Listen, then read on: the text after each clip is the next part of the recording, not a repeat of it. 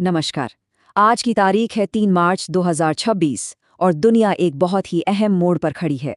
मध्य पूर्व में एक बड़े टकराव से लेकर भारत में हो रहे बड़े बदलावों तक चलिए आज की सबसे ज़रूरी खबरों को ज़रा विस्तार से समझते हैं। तो देखिए, आज की सबसे बड़ी खबर आ रही है मध्य पूर्व से, जहां ईरान पर बड़े पैमाने पर सैन्य हमले हुए हैं। इन हमलों ने पूरे क्षेत्र में जैसे खलबली मचा दी है और एक बड़े युद्ध का खतरा पैदा कर दिया है। तो सवाल ये है कि आखिर ये संकट इतना ज्यादा कैसे बढ़ गया। चलिए इस पूरे टकराव को परत दर परत समझने की कोशिश करते हैं। ये भले ही अचानक ना हुआ हो, लेकिन जिस तेजी से ये सब कुछ हुआ है उसने पूरी दुनिया को हैरान कर दिया है। इस पूरे मिलिट्री एक्शन को एक नाम दिया गया है, ऑपरेशन एपिक फ्यूरी। ये अमेरिका और इजराइल का एक जॉइंट ऑपरेशन है ईरान के खिलाफ। एक ऐसा हमला जिसने इस पूरे इलाके को एक तरह से बारूद के ढेर पर लाके खड़ा कर दिया है। जरा घटनाओं का ये क्रम देखिए, कितना चौंकाने वाला है। पहले अमेरिका और इजराइल के हमले शुरू होते हैं और इसके फौरन बाद ईरान के सुप्रीम लीडर खमेनेई, उनकी मौत की खबर आती है। फिर जल्दी से नए लीडर की नियुक्ति होती है और ईरान पलटवार करता है, हॉर्मुज़ जल डमरू मध्य को बंद करके, जिससे पूरी दुनिया की तेल सप्लाई पर खतरा मंडराने लगा है। और ईरान का जवाब बिल्कुल सीधा और साफ है। उनके राष्ट्रपति ने कहा, हम बदला लेंगे। ये सिर्फ एक बयान नहीं है, बल्कि इस बात का साफ संकेत है कि आने वाले दिनों में ये लड़ाई और भी गहरी हो सकती है।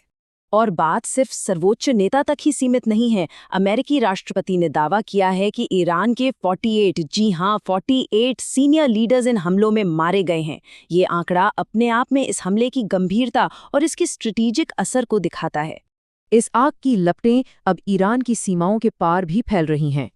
यूएई ने अपने शहरों दुबई और अबू धाबी पर हुए हमलों की निंदा की है। वहीं पाकिस्तान में हिंसक प्रदर्शनों के बाद अमेरिका को पेशावर में अपना कॉन्सुलेट बंद करना पड़ा। और इसका एक मानवीय पहलू भी है। दुबई में मिस इंडिया रनर अप मान्या सिंह समेत बहुत से भारतीय वहां फंसे हुए हैं। तो अब इस पूरे वैश्विक तूफान के बीच भारत ने क्या किया? भारत का क्या स्टैंड रहा? नई दिल्ली ने बहुत ही सावधानी और साथ ही साथ काफी सक्रियता भी दिखाई है। प्रधानमंत्री मोदी ने फौरन एक्शन लिया। उन्होंने बहरीन, सऊदी अरब और यूएई के नेताओं से फोन पर बात की, हमलों की निंदा की और भारत के पूरे समर्थन का भरोसा दिलाया। इससे ये साफ पता चलता है कि खाड़ी देशों के साथ भारत के रिश्ते कितने अहम हैं। पहले तो देखिए, हवाई यातायात पूरी तरह से रुक गया था, लेकिन अब एक छोटी सी उम्मीद की किरण दिखी है। अबू धाबी से दिल्ली और मुंबई के लिए कुछ लिमिटेड फ्लाइट्स फिर से शुरू हो गई हैं, जो वहां फंसे हजारों लोगों और उनके परिवारों के लिए वाकई एक बहुत बड़ी राहत की खबर है। और इसी संकट के बीच एक बहुत बड़ा जियोपॉलिटिकल डेवलपमेंट भी सामने आया है। इजराइल ने एक नए हेक्सागन अलायंस का प्रस्ताव दिया है और खास बात यह है कि इसमें भारत को सेंटर में रखने का सुझाव दिया गया है।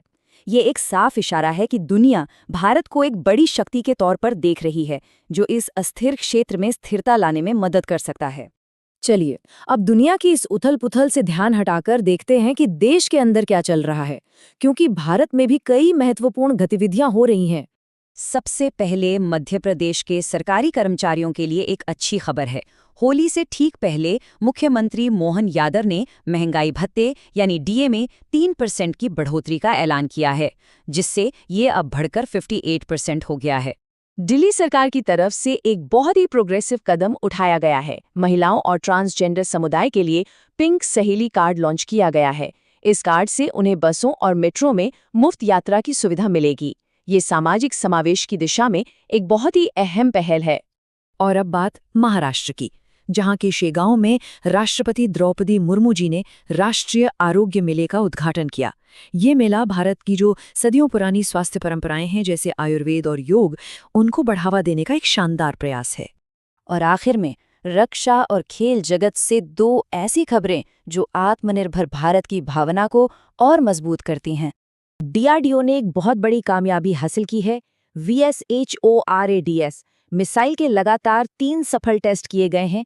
ये एक ऐसी मिसाइल है जिसे एक सैनिक अपने कंधे पर रखकर भी चला सकता है और ये पूरी तरीके से भारत में बनी है। ये हमारी डिफेंस आत्मनिर्भरता के लिए एक बहुत बड़ी छलांग है। और अब क्रिकेट फैंस के लिए एक बड़ी खुशखबरी। बीसीसीआई ने भारत के legendary fast bowler Zaheer Khan को एक नई जिम्मेदारी दी है। वो अब अगली पीढ़ी के तेज गेंदबाजों को तैयार करेंगे, जो कि इंडियन क्रिकेट के भविष्य के लिए एक बेहतरीन निवेश है। तो आज की इन सारी खबरों को अगर एक साथ देखें तो इसका क्या मतलब निकलता है? चलिए आज की मुख्य बातों पर एक नजर डालते हैं। आज की खबरों से एक बात तो साफ है कि दुनिया एक बहुत ही अनिश्चित दौर से गुजर रही है।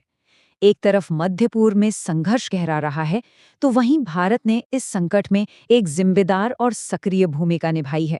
और साथ ही साथ देश के अंदर भी लोगों की भलाई के लिए योजनाएं और आत्मनिर्भरता की दिशा में काम लगातार जारी है।